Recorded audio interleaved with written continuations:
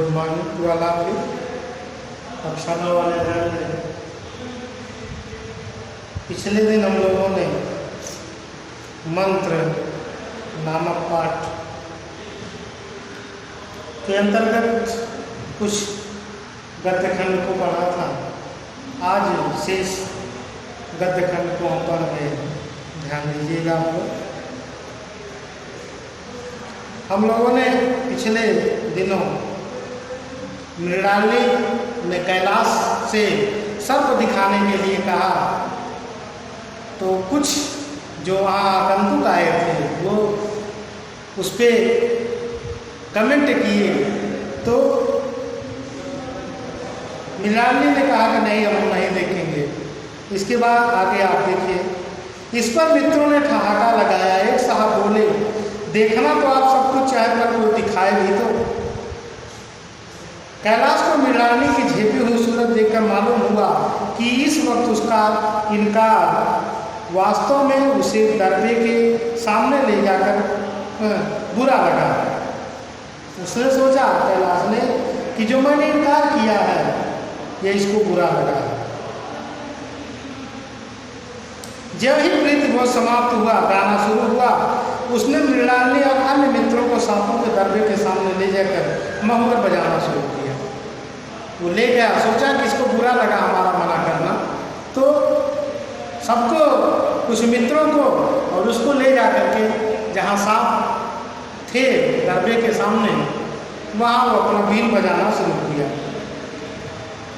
फिर एक एक खाना खोलकर एक एक सांप को निकालने लगा। वाह, क्या कमाल था! ऐसा जान पड़ता था कि वो कीड़े उसकी एक एक बात, उसके मन का एक एक भाव समझते हैं। किसी को उठा लिया, किसी को गर्दन में डाल लिया, किसी को हाथ में लपेट लिया। मृणालिनी बार बार मना करती कि उन्हें गर्दन में ना डालो, दूर से ही दिखा दो, बस जरा नचा दो। कैलाश की गर्दन में सांपों को निपटते देख उसकी जान निकल जाती थी। पछता रही थी कि मैंने व्यर्थ इनसे सांप दिखाने को कहा, मगर कैलाश का न सुनता। प्रेमिका के सम्मुख अपने सब कला प्रदर्शन का अवसर पाकर वह कब चुकता। एक मित्र ने टोका, दांत तोड़ डाले होंगे। एक मित्र ने कहा कि इस तरह से आप दिखा रहे हैं स्वतंत्रता पूर्वक, वैसे डर ही नहीं, तो दांत तोड़े होंगे। कैलाश हंसकर बोला, दांत तोड़ डालना मदारियों का काम है। दांत तो मदारी को तोड़ते हैं, किसी के दांत नहीं तोड़े गए, कहिए तो दिखा दो। कहकर उसने एक काले सांप को पकड़ लिया। बोला, मेरे पास इससे बड़ा और जहरीला सांप दूसरा नहीं है। एक सांप को उठाया और कहा, इससे जहरीला बड़ा सांप हमारे पास कोई नहीं है। अगर किसी को काट ले तो आदमी आमद कानून में मर जाए, लहर भी ना आए इसलिए काटे का मंत्र नहीं, इसके दांत दिखा दो। उसने कहा कि मैं इसी को दिखा रहा हूँ, अगर आप लोगों को विश्वास नहीं। मृणालिनी उसका हाथ पकड़कर, नहीं नहीं कैलाश, ये सब किले उसे छोड़ दो, तुम्हारे पैर पड़ती हूँ। उसने कहा कि ऐसा मत करो, तुम्हारे मैं पैर पड़ती हूँ, ऐसा मत करो। इस पर दूसरे मित्र बोले, मुझे विश्वास तो नहीं आता, लेकिन तुम कहते हो तो मान लूंगा। कैलाश ने सांप की गर्दन पकड़कर कहा, नहीं साहब, आप आंखों से देखकर मानिए। दांत तोड़कर बस में किया तो क्या किया। सांप बड़ा समझदार होता है, अगर उसे विश्वास हो जाए इस आदमी से मुझे कोई हानि ना पहुंचेगी तो उसे हरगिज न काटेगा। उसने कहा, ये समझदार होते हैं, अगर इनको विश्वास हो जाए ये हानि नहीं पहुंचाएंगे तो काटेंगे नहीं। मृणालिनी ने जब देखा कैलाश पर इस वक्त भूत सवार है तो उसने तमाशा न करने के विचार से कहा, अच्छा भाई, अब यहाँ से चलो, देखो गाना शुरू हो गया है, आज मैं भी कोई चीज़ सुनाऊंगी। या कहते हुए उसने कैलाश का कंधा पकड़कर चलने का इशारा किया और कमरे से निकल गए। मगर कैलाश विरोधियों का शंका समाधान करके दम लेना चाहता था। उसने सांप की गर्दन पकड़कर जोर से दबाई, इतनी जोर से दबाई कि उसका मुंह लाल हो गया, देह की सारी नसें तन गई। सांप ने अब तक उसके हाथों ऐसा व्यवहार न देखा था। उसकी समझ में आता था कि ये मुझसे क्या चाहते हैं। उसे शायद भ्रम हुआ कि ये मुझे मार डालना चाहते हैं, अतएव आत्मरक्षा के लिए तैयार हो गया। क्योंकि ऐसा व्यवहार उसने कभी अपने सांपों के साथ किया नहीं था। तो सांप जब देखा ये मेरा गला दबा रहा है, पूरा मुख लाल हो गया, तो अपने आत्मरक्षा के लिए वो तैयार हो गया। कैलाश ने उसकी गर्दन खूब दबाकर मुंह खोल दिया। उसकी जहरीले दांत दिखाते हुए बोला, जिन सज्जनों को शक हो आकर देखने आया विश्वास, अब भी कुछ शक है। मित्रों ने आकर उसके दांत देखे, चकित हो गए। प्रत्यक्ष प्रमाण के सामने संदेह का स्थान कहाँ। मित्रों का शंका निवारण करके कैलाश ने सांप की गर्दन ढीली कर दी और उसे जमीन पर रखना चाहा, परंतु वह काला के मूल क्रोध से पागल हो रहा था। गर्दन नरम पड़ते उसने सिर उठाकर कैलाश की उंगली में जोर से काटा और वहां से भाग गया। जैसे ही गर्दन उसकी ढीली किया, जोर से उसने उसके उंगली में काटा और भाग गया। कैलाश की उंगली से टप-टप खून टपकने लगा। उसने जोरों से उंगली दबा ली और अपने कमरे की तरफ दौड़ा। वहाँ मेज की दराज में एक जड़ी रखी हुई थी, उसे पीस कर लगा देने से घातक विष भी रफू हो जाता है। एक जड़ी रखा था, पीस के उस पर लगा देता तो घातक विष भी दूर हो जाता। मित्रों में हलचल बढ़ गई। बाहर मुश्किल में भी खबर हुई, बाहर महफिल में भी खबर हुई। बाहर महफिल लगी हुई थी, तमाम वहाँ आगंतुक बैठे थे, गाना बजाने का प्रोग्राम चल रहा था, वहाँ भी खबर गई। डॉक्टर साहब घबरा कर दौड़े, फौरन उंगली की जड़ कसकर बांधी गई और जड़ पीसने के लिए दी गई। डॉक्टर साहब जड़ी के कायल ना थे, वो उंगली का दशा भाग नस्तर से काट देना चाहते थे। डॉक्टर साहब वो उनको जड़ी में विश्वास नहीं था, वो उंगली का जो सर हिस्से में काटा था सर, उसको काट देना चाहते थे। मगर कैलाश को जड़ी पर पूर्ण विश्वास था। मृणालिनी पियानो पर बैठी हुई थी। यह खबर सुनते ही दौड़ी और कैलाश की उंगली से टपकते हुए खून को रुमाल से पोंछने लगी। जड़ी पीसी जाने लगी, पर उसी एक मिनट में कैलाश की आंखें झपकने लगी। विष अपना असर जो है दिखाने लगा। ओठों पर नीला पर दौड़ने लगा, यहाँ तक कि वो खड़ा ना रह सका, फर्श पर बैठ गया। पूरा जहर उगल दिया था सर में। सारे मेहमान कमरे में जमा हो गए, कोई कुछ कहता कोई कुछ। इतने में जड़ी पीस कर आ गई। मृणालिनी ने उंगली पर लेप लिया।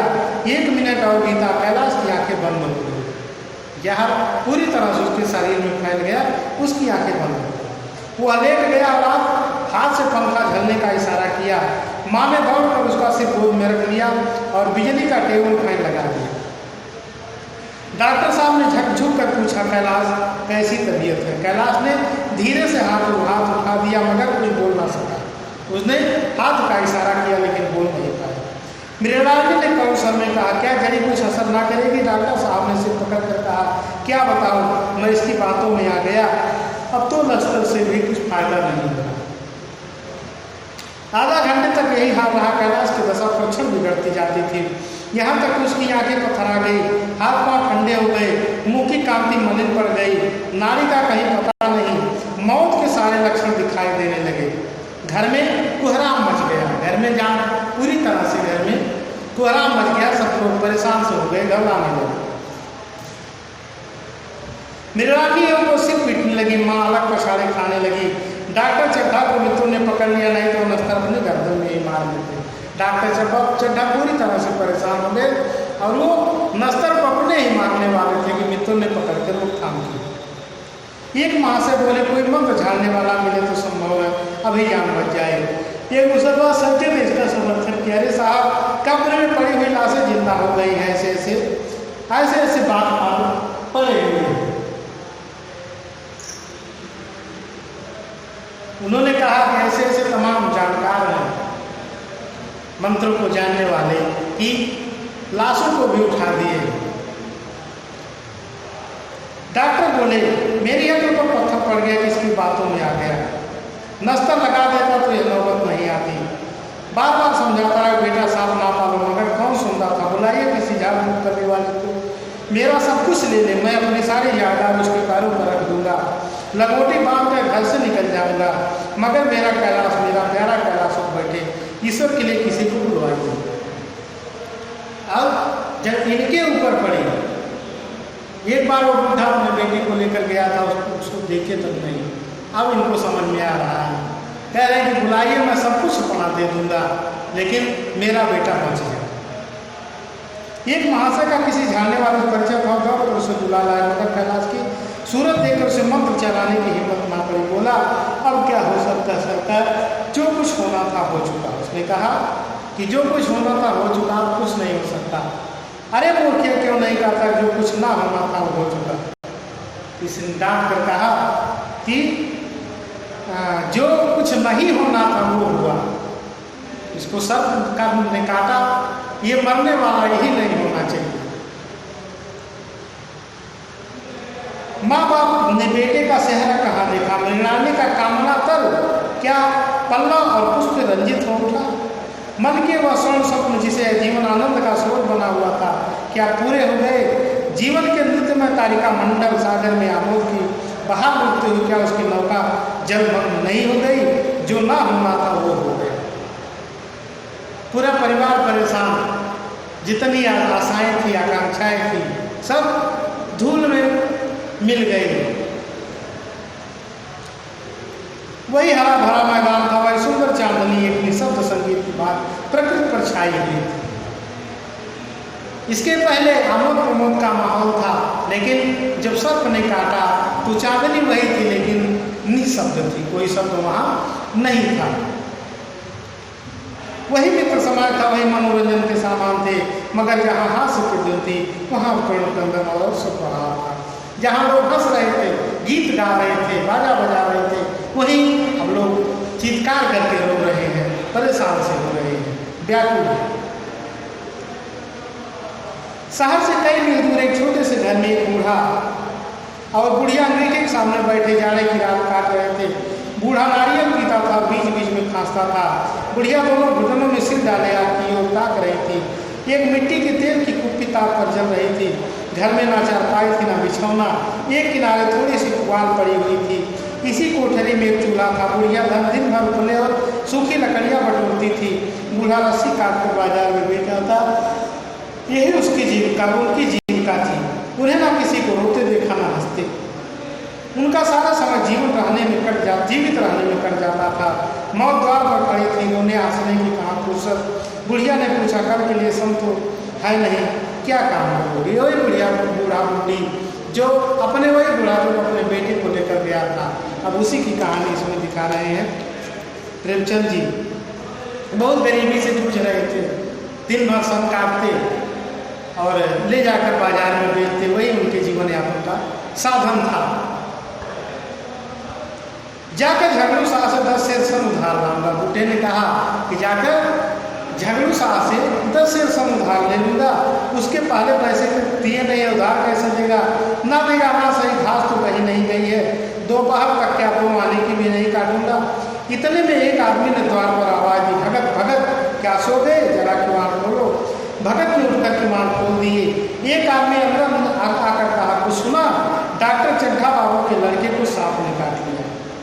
एक आदमी ने कहा कि डॉक्टर चड्ढा बाबू के लड़के को सांप ने काट लिया, भगत को बताया।